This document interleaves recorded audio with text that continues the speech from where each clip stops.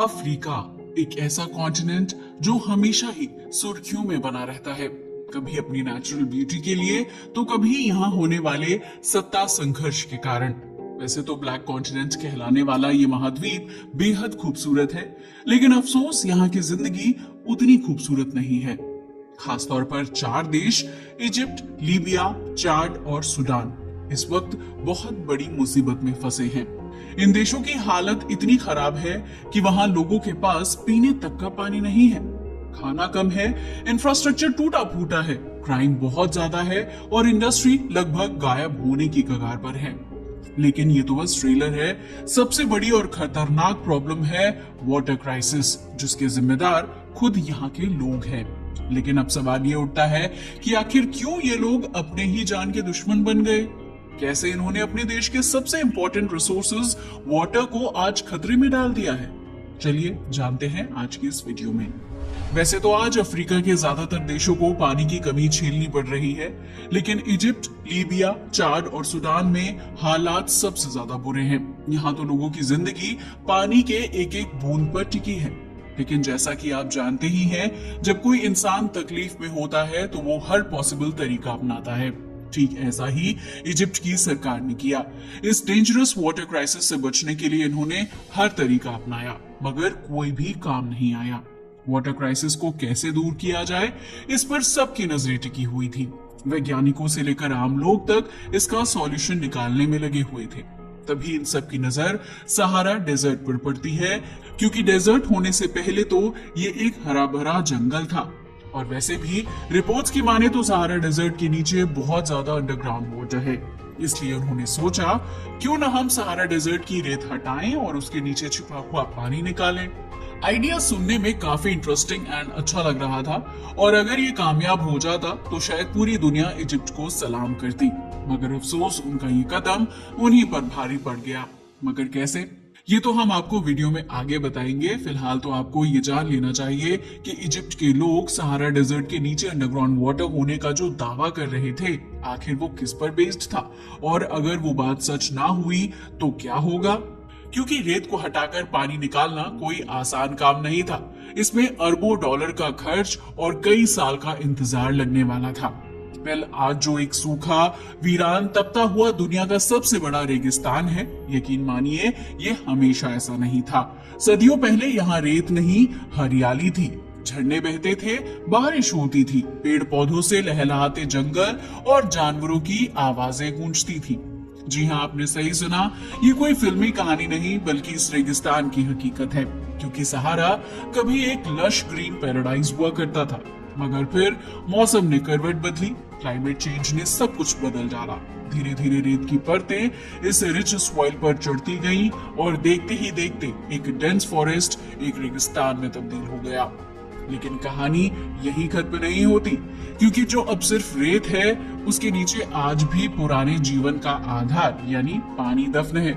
जी हाँ, वैज्ञानिकों को हार्ड एविडेंस मिले हैं कि सहारा के नीचे ह्यूज वाटर सोर्स है, इतना पानी कि उससे पूरा एक देश कई साल तक खेती कर सकता है।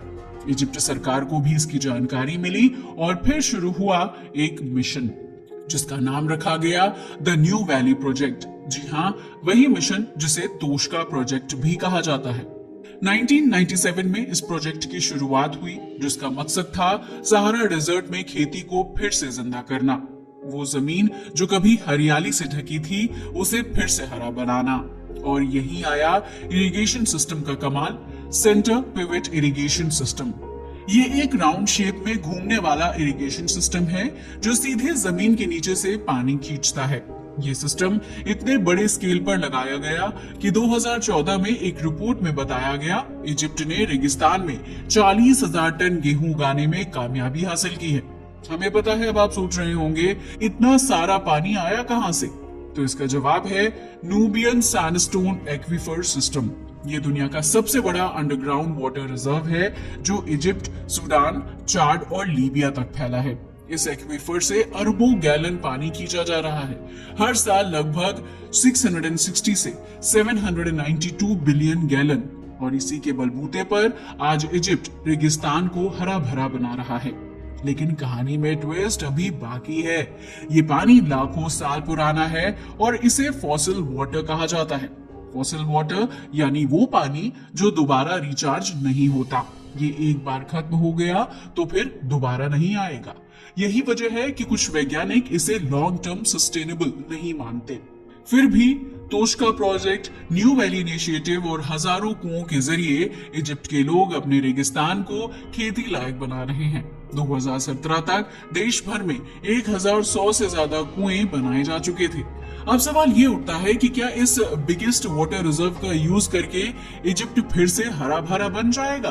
क्या वाकई अफ्रीका का वाटर क्राइसिस अब खत्म होने वाला है?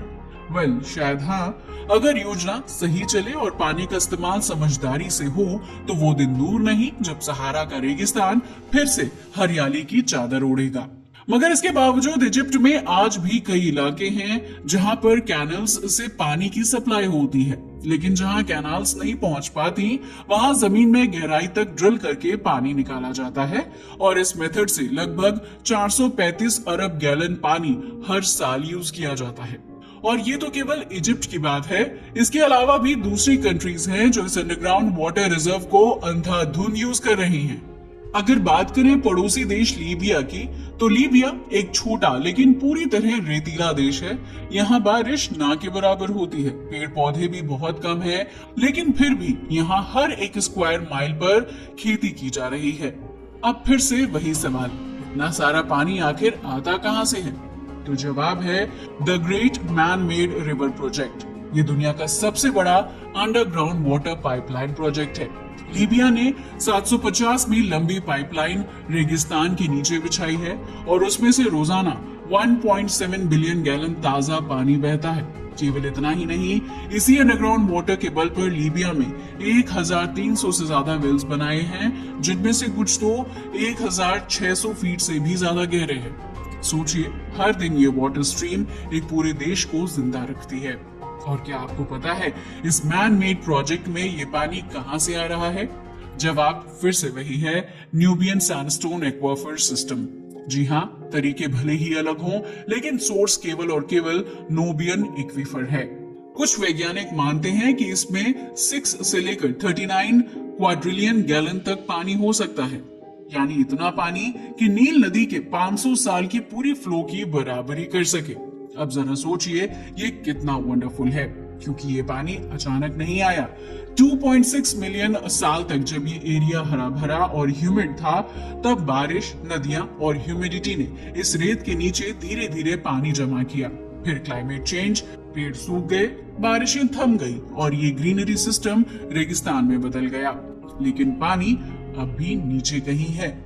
इसीलिए आज जब अफ्रीकी देश जैसे मिस्र, लीबिया, सूडान और चाड रेगिस्तान में खेती करते हैं, तो वो इसी नूबियन एक्वीफर से पानी खींचते हैं। अब आप भी सोच रहे होंगे कि जब अफ्रीका की इन कंट्रीज को अच्छी वाटर सप्लाई मिल रही है, तो आखिर प्रॉब्लम कहाँ है? तो हम आपको बता दें कि ये पानी फॉसिल वाटर है, यानी कि ये पानी खुद से दोबारा रिचार्ज नहीं होता। ना बारिश, ना नदियां, ना झीलें इसे फिर से भर सकती हैं। यानी एक बार खत्म हो गया तो हमेशा के लिए खत्म। इसलिए साइंटिस्ट लगातार वार्निंग देते हैं, ये ट्रेजर तो है लेकिन लिमिटेड है, हमें समझदारी से इसका इस्तेमाल करना होगा, वरना रेगिस्तान फिर कभी हरा नहीं हो पाएगा। क्योंकि इजिप्ट हो या फिर लीबिया आज इस अंडरग्राउंड वाटर पर पूरी तरह रिलायबल हो गए हैं और जरूरत से ज्यादा उसे यूज कर रहे हैं। लीबिया की कहानी सबसे हैरान कर देने वाली है। यहाँ की लगभग 98.72% इरिगेशन रिक्वायरमेंट्स इसी अंडरग्राउंड वाटर से पूरी होती हैं। सोचिए, अगर ये पानी सूख गया तो क्या होगा? हैरानी की बात तो ये है कि ये अंडरग्राउंड वाटर इरिगेशन रिक्वायरमेंट तक ही लिमिटेड नहीं है, क्योंकि इस पानी के दम पर तो मिस्र ने रेगिस्तान के बीच एक शुगर फैक्ट्री का सपना देखा है। इस सपने को पूरा करने के लिए कैनाल शुगर प्रोजेक्ट लाया गया। ये एक शुगर फैक्ट्री होने वाली थी जिसको चलाने के लिए 266 वर्ग मील रेगिस्तान को फर्टाइल लैंड में बदलना था। इस फैक्ट्री से annual 10 lakh ton sugar production करने का गोल रखा गया था। लेकिन एक सवाल सबके जहन में था, इतना सारा पानी कहां से आएगा?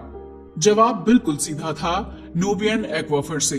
फैक्ट्री ने उसी गहराई से पानी खींचना शुरू कर दिया जिससे लीबिया और सूडान भी अपनी जरूरतें पूरी कर रहे थे। यानी कि जहां लीबिया अपनी फसलों और घरेलू जरूरतों के लिए इस पानी पर निर्भर था, वहीं मिस्र ने अब इसे बिजनेस बेनिफिट्स के लिए इस्तेमाल करना शुरू कर दिया था। और चाड की हालत भी कुछ अलग नहीं थी। एक जमाने में चाड देश में एक झील थी, लेक चाड। 1963 में इसका क्षेत्रफल था 9,600 वर्ग किलोमीटर, यानी कनाडा अमेरिका की झीलों के बराबर। लेकिन जैसे जैसे अंडरग्राउंड वाटर खींचा गया और नदियों से झील में पानी आना बंद हुआ, वैसे वैसे ये झील सिकुड़ती गई। 2003 तक हालात बुरे हो चुके थे और 2024 आते आते ये झील लगभग डेड हो चुकी थी। अगर यही हाल रहा तो वो दिन दूर नहीं जो वर्ल्ड के इस बिगेस्ट वाटर रिजर्वायर का पानी पूरी तरह से खत्म हो जाएगा। तो क्या न्यूबियन एक्वाफर को ऐसे ही सूख जाने दिया जाए? इस पर कंसर्न जताते हुए चारों देशों ने मिलकर सॉल्यूशन निकालने का प्लान बनाया। 2013 में चारों देश मिस्र, लीबिया, सूडान और चाड इंटरनेशनल एटॉमिक एनर्जी एजेंसी की बैठक में इकट्ठा हुए।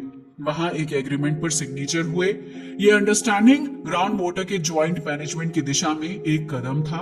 इसमें कहा गया कि पानी के ओवर एक्सप्लॉयटेशन को रोका जाए और उसके उपयोग को स्ट्रीमलाइन किया जाए। मिस्र ने आगे बढ़ते हुए एक और कदम उठाया, 20 साल का एक मेगा प्रोजेक्ट जिसमें देश के सिंचाई नहरों का रिस्टोरेशन किया जाएगा।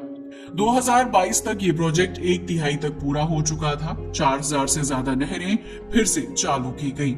साथ ही मिस्र ने डिसैलिनेशन प्लांट्स यानी समुद्र के पानी को मीठे पानी में बदलने की प्रक्रिया पर काम शुरू किया ताकि न्यूबियन एक्वाफर पर निर्भरता कम की जा सके। लेकिन खतरा अभी टला नहीं है। अगर इन देशों ने समय रहते अंडरग्राउंड वाटर का एक्सप्लोरेशन नहीं रोका तो वो दिन दूर नहीं जब न्यूबियन एक्वाफर का पानी हमेशा के लिए खत्म हो जाएगा। सोचिए, जब 7.3 मिलियन लोग सिर्फ लीबिया में ही रहते हैं और अधिकतर कृषि इस पानी पर निर्भर है। अगर ये स्रोत खत्म हो गया तो फूड क्राइसिस, एस्केप और कॉन्फ्लिक्ट तय है। अब डिसीजन हमें लेना है।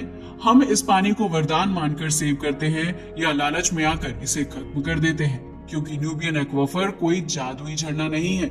ये सूख सकता है और अगर सूख गया तो ये वापस नहीं आएगा। वैसे आपको क्या लगता है, क्या अंडरग्राउंड वाटर एक्सप्लोरेशन को रोकने के लिए उठाए गए कदम काम करेंगे? क्या अफ्रीकन कंट्री न्यूबियन एक्वाफर को बचा पाएगी? हमें अपनी राय कमेंट करके जरूर बताइएगा। आज के लिए बस इतना ही। वीडियो अच्छा लगा हो तो इसे लाइक और शेयर करें और हमारे चैनल को भी सब्सक्राइब करें। जय हिंद दोस्तों।